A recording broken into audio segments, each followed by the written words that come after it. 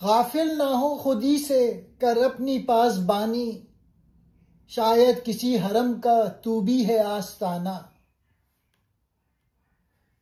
اے انسان اپنی خودی، اپنی اصل، اپنے ایمان سے بے خبر مت رہ، اس کی خود حفاظت کر، کیونکہ ممکن ہے تو خود کسی حرم یعنی پاک مقصد کا دروازہ بننے والا ہو، یعنی تیرے اندر اللہ کی بندگی، انسانیت اور عظمت کا وہ جوہر ہے جو اگر جاگ جائے تو دنیا کے لیے روشنی کا ذریعہ بن سکتا ہے۔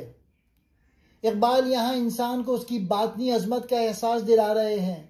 وہ کہتے ہیں کہ ہر انسان کے اندر ایک الہی چنگاری موجود ہے، بس شرط یہ ہے کہ وہ اپنی خودی کو پہچانے اور اس کی حفاظت کرے۔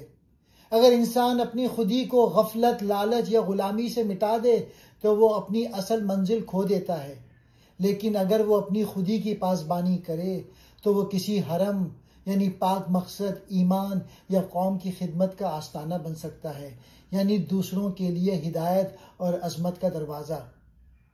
اقبال کا پیغام ہے اپنی خودی کو بیدار رکھو، اپنے اندر کے نور کو ضائع نہ کرو، کیونکہ شاید تم ہی کسی بڑی روحانی یا قومی خدمت کے لیے چنے گئے ہو۔